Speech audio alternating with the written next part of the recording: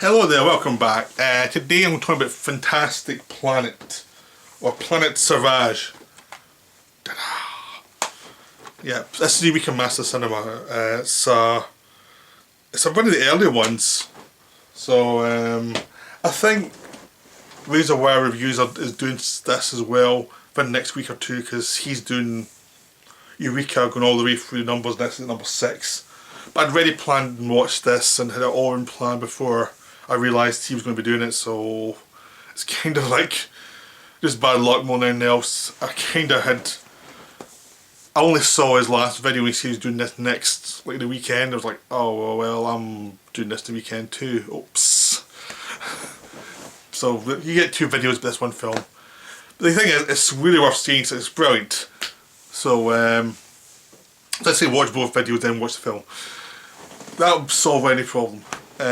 So Planet Sauvage is a French-Czech film, co-production.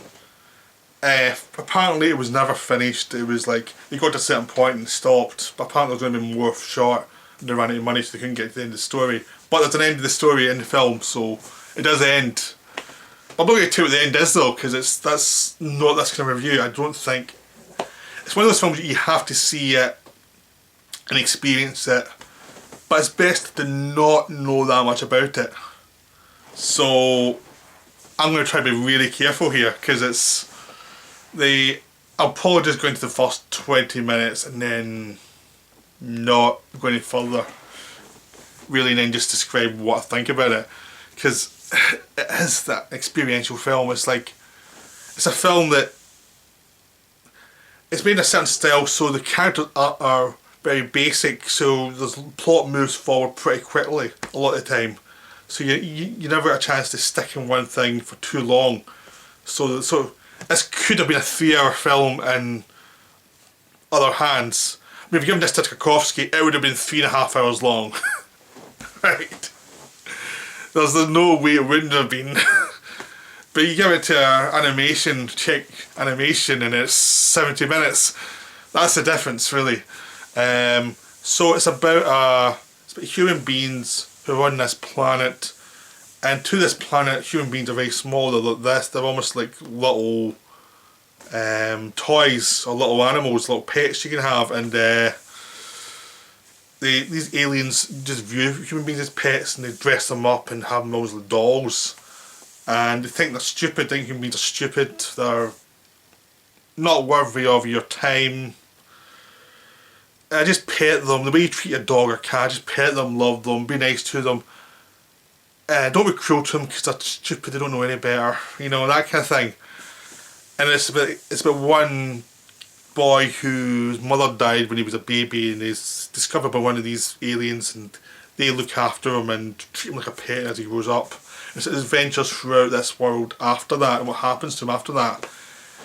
And it's kind of a Frenchy social satire type of thing, looking at colonialism and looking at how we view other animals, how we view other people, how the kind of snobbish attached to how you view people you think are lower than you, or beings you think are lower than you, and also about how someone in that situation will respond and how they'll try and make their lives better. But it's also got this Planet of the Apes feeling to it, like the human beings are like the grunts, and these other creatures who think they're intelligent, and how do you survive that?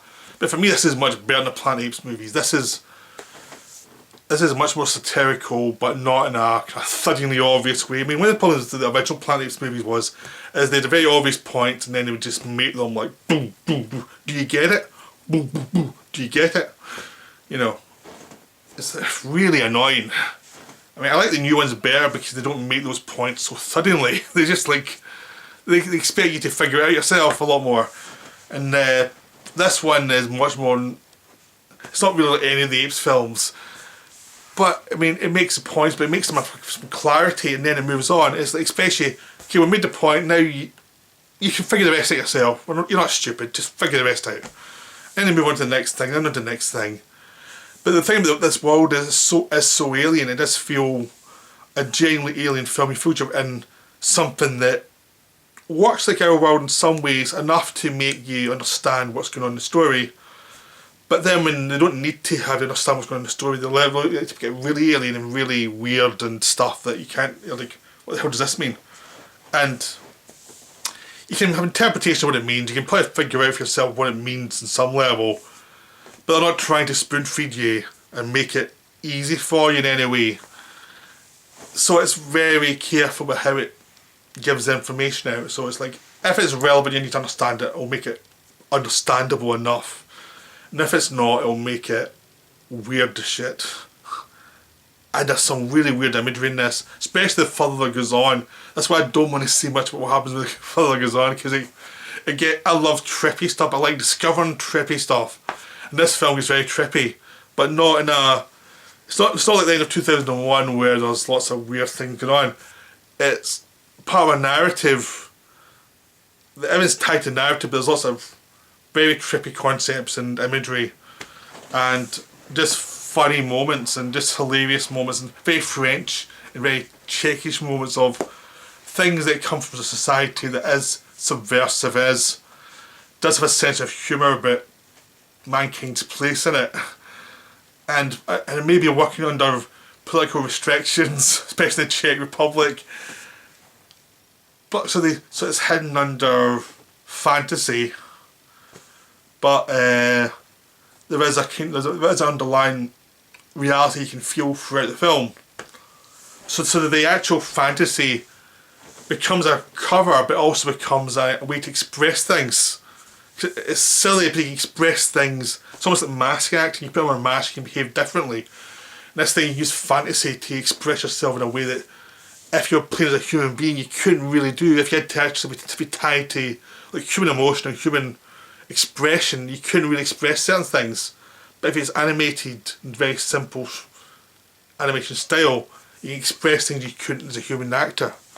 And that's what's great about it. It can throw away stuff, it can explain stuff and then throw it away, and you've got the emotion from the situation, because the emotion is important to the film. You get the emotion of each situation, but you also can just throw it away. We're done with this, and it feels right. It feels like, yep, that's like life, because in life you have emotional situations and then you have to move on. In a lot of films, the emotional situations keep infecting the film in a way that's unnatural at times. In this film, it feels more like life, where this is important then, I still remember it, but I need to move on into something else that's also very important, and characters are moving on continuously and they're reacting to what happens to them. So it feels, so even though it's animated, it feels, and it's a fantasy, the pace in the film feels more like life than a lot of pacings of natural films, because natural films have a sentimentality about themselves that this film doesn't, because animated, it will just throw things away eventually. And that's what's wonderful. It does feel like a life being lived in 70 minutes rather than the usual takes hours for anything to happen type of European self-indulgent film. You know, I'm talking about the bad European films. We've all seen them, the really self-indulgent ones that are, they think they've been profound. It's usually made by people who have seen films by masters who think they're masters, but they're not. This film just chucks everything away as it goes, and it's just great because it just knows what it's about. So it's a beautiful film. I really say watch it, but try and know as little about it as possible. You know, just experience this absurdist film about our place in the universe, and try and enjoy it, and try and take it as seriously and also as humorous as the film intends it to be.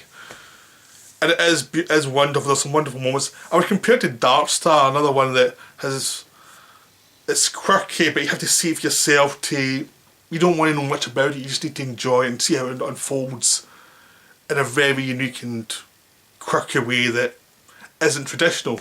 It's one of those kind of films. So definitely try and see it. Put the effort in to see it, it's wonderful.